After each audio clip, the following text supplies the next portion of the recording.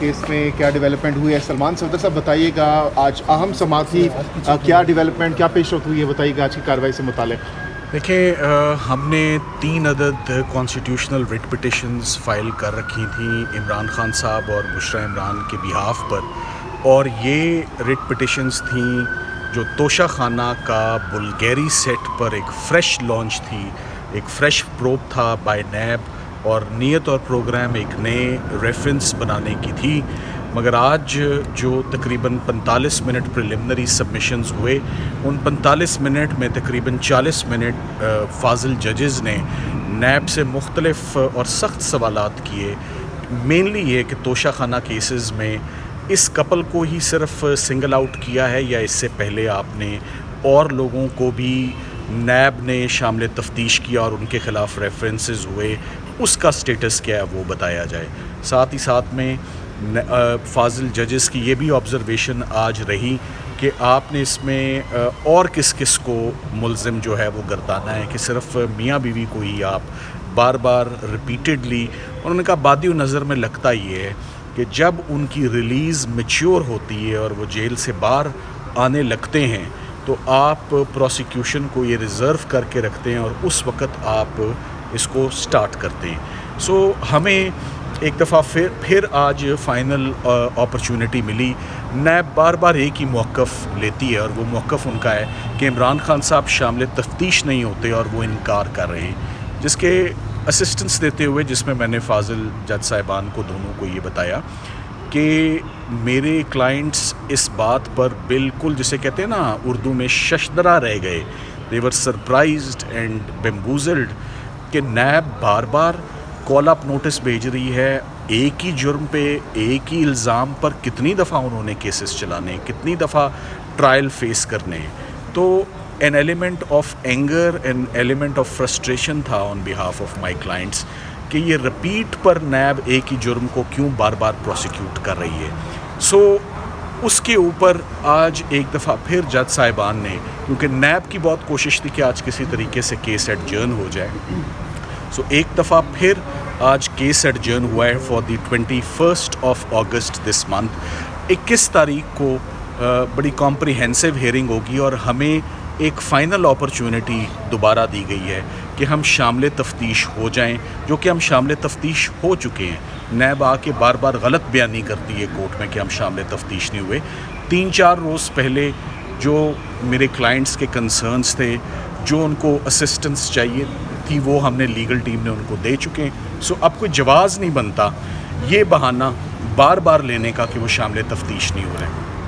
شامل تفتیش خدا نہ خواستہ اگر کوئی نہیں بھی ہونا چاہتا یا ریفیوز کرتا ہے، اول تو ایسی بات نہیں ہے، تو اس کے بھی کانسیکوینسز ہوتے ہیں۔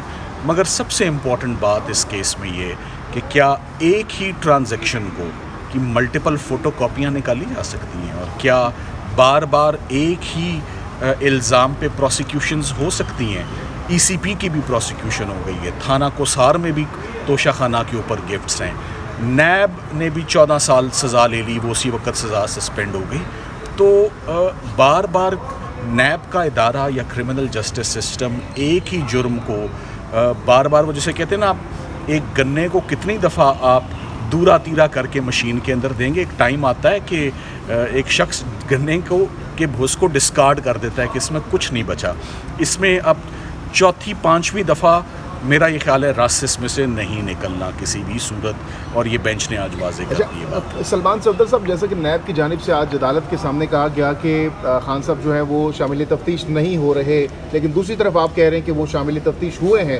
نیکسٹ جو ہیئرنگ ہے اس میں بھی اگر نیب یہی کہہ دیتی ہے کہ وہ شامل تفتیش نہیں ہو رہے، تو یہ معاملہ کیسے آگے بڑھے گا؟ نہیں، یہ ایسا نہیں ہوگا۔ اگلی hearing per I am sure میرے کلائنٹس نے ریٹن اسسٹنس دے دی ہوئی ہے، اور ریٹن اسسٹنس ان تک آ چکی ہوئی ہے۔ آج صرف پروسیڈنگز کو پرولونگ کرنے کے لیے، اور آج میں کہتا ہوں کہ کیس کو ایڈجرن کرانے کے لیے ایک بہانہ لیا گیا ہے، اور میں اس کو کچھ نہیں سمجھتا۔ آج سے 3 روز پہلے انہوں نے کمپریہنسو اپنے نوٹس لیے، سمجھے، بنائے کہ ہم نیب کو دیں گے، تو کیوں نہیں دیے ہوں گے؟ اگر انہوں نے، جب وہ کہہ رہے تھے میں نے نہیں کچھ دینا تو نہیں کچھ دینا، جب 4 دن پہلے سے وہ کہہ رہے ہیں کہ میں شامل تفتیش ہونا چاہتا ہوں، لیں جی پھر اس کو جو فارمیلٹی ہے وہ پوری کریں۔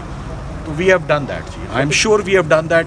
नैब आज गलत बयानी से काम ले रही है. क्या समझते हैं कि तोशा खाना का दायरा कार इमरान खान या इनसे आगे वसी होने वाला है, क्योंकि आज इस तरह की भी रिमार्क्स सुनाई दी है. देखिए, वो आज के बाद होता है तो उसका कोई वज़न नहीं, और अगर आज से पहले हुआ है तो अदालत के आगे तमाम रिकॉर्ड नैब ने जैसे अपॉर्चुनिटी ली कि हमें अपॉर्चुनिटी दें. हम बताना चाहते हैं कि कितने लोगों के ख़िलाफ़ तोशा खाना के ऊपर कार्रवाई हुई. मेरा ख्याल है नैब ने कभी ऐसा नहीं किया. जितने केसेस भी बन रहे हैं केस ऑफ फर्स्ट इम्प्रेशन ही बोलते हैं. इद्दत निकाह भी केस ऑफ फर्स्ट इम्प्रेशन था, साइफ़र भी केस ऑफ फर्स्ट इम्प्रेशन था, तोशा खाना के गिफ्ट्स जो हैं वो जमा नहीं करवाए वो भी केस ऑफ फर्स्ट इम्प्रेशन है. सो मेरा ख्याल है जैसे पहली प्रोसिक्यूशन सारी कलैप्स हुई है, ये भी कलैप्स. सो आपने जैसा कि दलाइल में कहा कि ऑलरेडी इसमें कन्विक्शन हो चुकी है खान साहब को, तो इसका भी एज हो सकता है जो कन्विक्शन हुई है इस केस में. ये एक क्लोज्ड और फाइनल ट्रांजैक्शन है विच हैज़ अटेन्ड फाइनलिटी, और इसमें क्रिमिनल लॉ के article 13 of the constitution, article 403 of CRPC, article 17D of नैब, इतनी प्रोविजंस मौजूद हैं, इतनी प्रोटेक्शन मौजूद है कि एक शख्स को बार बार प्रोसिक्यूट ना किया जाए वो नहीं हो सकता.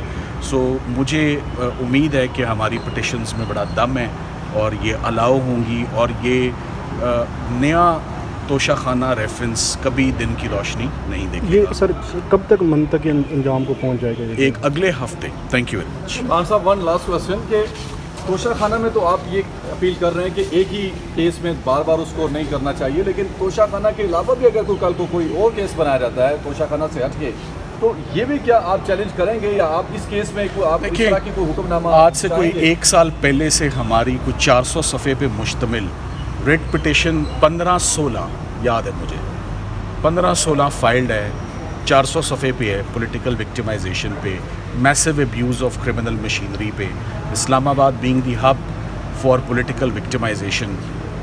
वो लार्जर बेंच बना दें चीफ जस्टिस साहब और उस पर एडजुडिकेट कर दें तो काफ़ी बातें उसमें कर देंगे कि ओवरऑल ये अब बार बार अब कोई बात बन नहीं रही है इन केसों में. सो बेहतर है कि वो केस अब ही सुन लें अगर पहले नहीं सुना.